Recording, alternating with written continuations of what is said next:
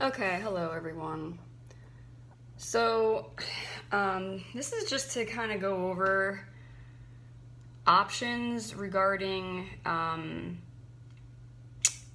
donations, transfer of wealth within the kingdom of God. Okay, where to begin? So, I'm in the United States of America, the USA, and the federal government decided this year, 2022, to start,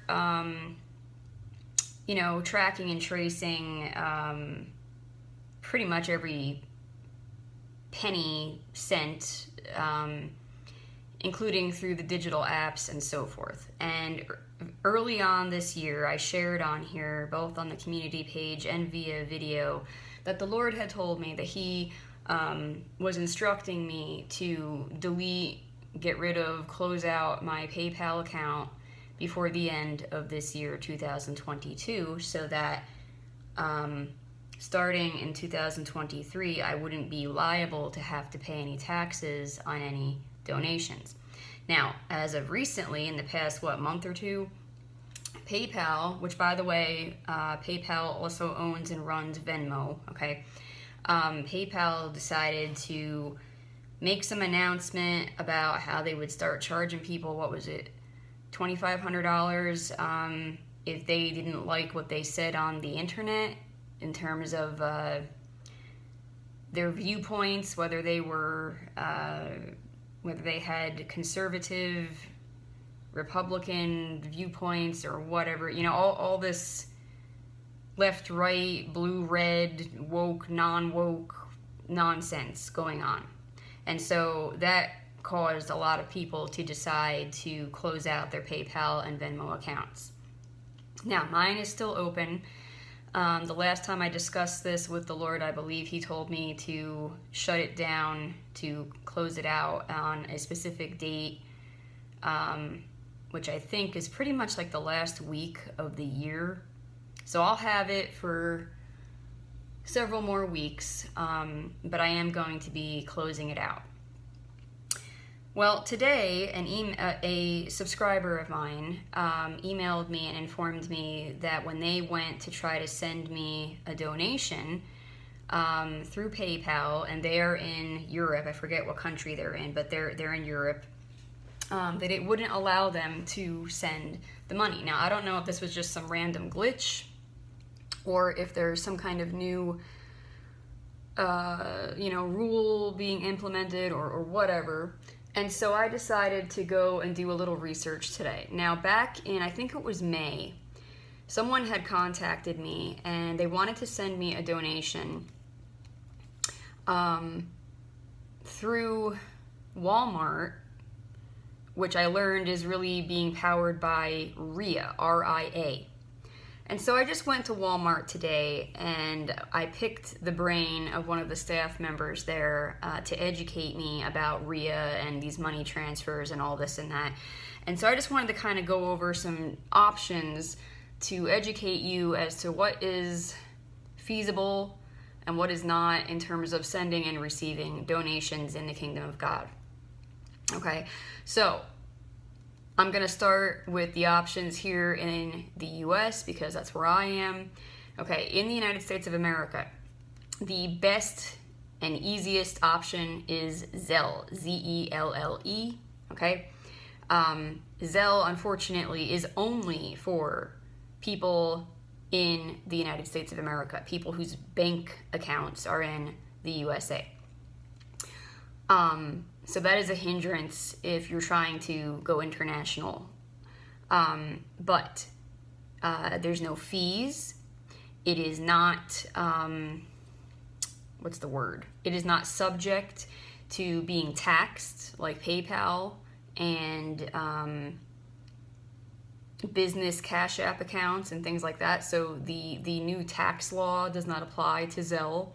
And when you send money through Zelle, the money hits the receiver's bank account instantaneously. There's no waiting or fees to have it hit now or any of that. Okay, so that is the best option for those operating in the USA. Second to Zelle is Cash App, and now I'm forgetting. I was just doing some research online as well. I believe Cash App is for the USA and the UK, the United States of America and the United Kingdom, and that's it. Now Cash App, if you're willing to wait a few days, there's no fees. But if you want it faster, they charge you fees. So I always just wait a few days because I'm very anti-paying fees. So that would be the second best option if you're in the USA or the UK.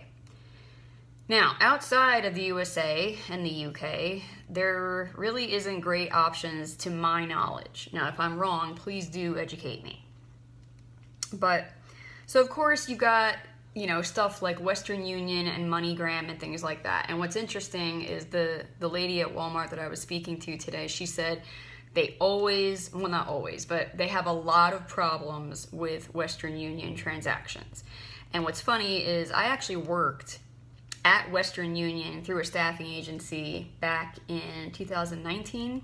And let me just tell you, that company, it's a worldwide company, obviously, but they're a hot mess. Hot mess. So I was not surprised to hear that at all. So you've got the traditional options like that of Western Union and MoneyGram and so forth. But I just recently, I'm pretty sure it was the month of May, came to be aware of this company called RIA, R-I-A. Now, in the USA, the most predominant place that you can go to send money through RIA is Walmart. My impression is that there are other places, but Walmart is the predominant place, and I don't know what the case would be in other countries. But just like you have to pay for Western Union and I'm sure MoneyGram and things like that, there is fees associated with it. So if you're going to send money through RIA, it does cost money. As of right now, today, which is November 11, 2022, Veterans Day, to send money from the US, the fees start at $4. And I guess the more money you send, the more the fee can go up, apparently. And if you're going to do, if you're sending money outside the US, it starts at $3. Which isn't that interesting that it's more expensive in the USA? But here are some stipulations. There's a lot of stipulations involved, okay? Which makes it more of a nuisance. So as a sender, if you're the one sending the donation, you need to know the name of the person you're sending it to, and you have to know what country and what state they're in, or if what are other countries? Some countries don't have states; they have what's it called? Provinces, whatever your next category down from your country is. So basically, the person receiving the money is going to have to show their ID, and so as the sender of the donation, you have to tell RIA the country and province or state that the receiver's ID is going to be, and what geographical location they are in. So basically, RIA needs to know that the sender and the receiver are in communication with each other. If you give them the impression that you are not in communication with each other, then they might flag you for fraud or something, is what the lady told me.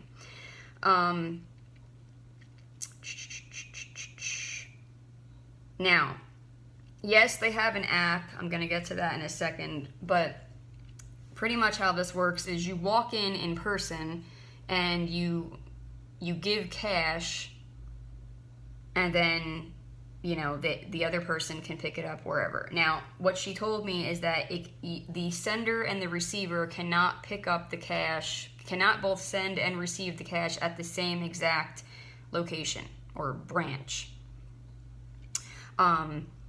It can be in the same geographical area, province, state, but it just can't be the same exact branch. Both of the parties need to know who each other are and be able to give their names, to give the name of the sender or the receiver. Okay. There's a limit of $25 per day per customer in terms of transactions. And the sender, so once they send the money, they pay the fee, they provide all the information, they send the money, they are then given a code. The sender then has to give that code to the receiver, so the receiver can then go and get the money, and the receiver then has to provide that code to get that money. So again, this is very cumbersome, but this is how this works. Now, Ria does have an app. I actually downloaded it before I started recording this, just to kind of see if I could gather any more information. And the impression I'm getting from the app is that the app is only for sending, it is not for receiving. So the impression I have is that to receive the money, you have to physically go to a local branch. And what the lady told me is that as a receiver, you have to give them your name, your phone number. Even though the sender doesn't have to have your phone number and doesn't have to provide your phone number, but as a receiver, you have to provide your phone number and your name. You have to show them your ID, and it has to match what the sender told them your ID would be. So if I'm in the USA and my driver's license is in Georgia, the sender has to give them that information when they send the money, that, okay, this is going to April Stefko, her driver's license is in the USA in Georgia, okay? If it doesn't match up, they're gonna flag it as fraud. Now, your driver's license ID, if it was issued in the state of Georgia, but let's say you're in another state, that's okay, but the sender and the receiver both have to be on the same page with all the information, is bottom line. So if the sender says, okay, their ID is going to be in the USA in the state of Georgia, but they're going to pick it up in the state of Virginia, whatever, then both of you have to be on the same page in providing that information, okay? So you are, in a sense, when you're sending the donation, you have to be sending it to a specific province or state. And so that is something that both that the sender and the receiver have to be in communication about, of, okay, where are you going to be when you pick up this money, okay? So I just thought that I would make you aware, because I know I wasn't aware of this as an option, but it's there as an option. Now, of course, in terms of people doing ministry and whatnot, the receiver, the one doing the ministry, receiving the donations, of course, there's the option of opening a P.O. box for snail mail. Unfortunately, because I've been moving around, that really hasn't been a sensible option, but even when I've prayed about it, the Lord has told me no P.O. box. So that's that. So whether you're sending to me or whoever, you're going to have to be in communication with that person. And, in terms of me giving out information, I mean, it's not that much information to be giving out, but so you could email me and say, okay, April, I'd like to send you some money through Ria or whatever. I then would pray, as I try to pray about everything, and just say, okay, Lord, do you want me to give this person this information of what state I'm in, and so on and so forth, because there are a lot of stalkers, a lot of haters, a lot of people with bad intent, gang stalkers, and so forth. And so if I pray about it and God says, no, don't tell this person what state you're in, well, then that's that. But I just thought I would cover this to educate people, since it seems like we are moving away from PayPal because of the tax laws, and also just because of how they've made it clear that they're going to start, or they could start, discriminating and charging people $2,500 for whatever they believe or whatever, which is just satanic, really. So, again, as always, if you have any curious questions, you're always welcome to reach out in the comments or via email, but I just thought I would just come on here and just try to educate people as to how all this stuff works and what your options are and so forth. So unfortunately, it sounds like if you're not in the USA or even the UK, and you're trying to send money to someone in the USA or maybe other countries as well, it sounds like it's quite a nuisance, and it sounds like you have to pay fees. And so, that's something that you have to discuss with the Lord of, okay, Lord, if you're telling me to send money to so-and-so and there's no, fee-free way to do it, do you want me paying the fee? And so forth, so that's between you and God. So I just thought I would cover that since this popped up today with my subscriber. But yeah, just be aware that I and maybe a lot of other people are going to be closing out their PayPal and Venmo accounts because of, one, the nonsense with how they're threatening to, charge people $2,500 because of their conservative viewpoints. But also the USA has a tax law now that is currently in effect. When you go to file your 2022 taxes, any donations that you received that the sender, thank you Holy Spirit, that the sender categorized as a payment for a good or service, you will be taxed on that.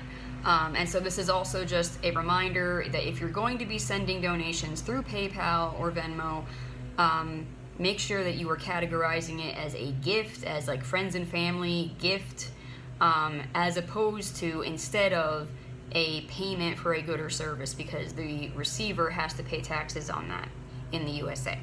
Okay, so yeah, I will be deleting my PayPal account. I have it written down in my day planner. I believe the Lord told me to close it out on Monday, December 26th.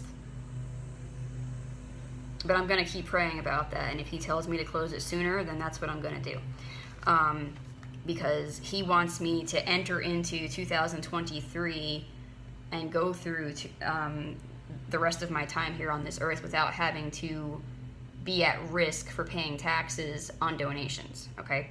As it is, I'm probably going to have to pay taxes on donations for 2022 for anyone who sent stuff as a payment for good or service. And I didn't work. I have been in full-time ministry since 2020. I have not worked, and so the only reason for me to even file my taxes for 2022 is going to be if anybody sent me a donation as a payment for good or service, because I'm going to have to pay taxes. So odds are it's looking like I'm probably going to be owing taxes for donations this year, and that's about it. So I'm praying that God's going to take care of that one way or another. But he wants it so that when I go to file my taxes for 2023, he wants it so that when when 2023 is over, I don't have to file taxes at all whatsoever. Okay. So just a heads up financially for fellow people that are in ministry that are not participating in the B system in terms of having a tax exempt, what is it called? 501(c), whatever it is. God has told me he's transitioning me out of the B system, and those who are in true ministry and truly aligned with God's heart, you're not going to be staying in the B system either, okay? So anyway, I just thought I'd address all this. There you go. All right, I bless you all in the name of Yeshua, the Christ of Nazareth.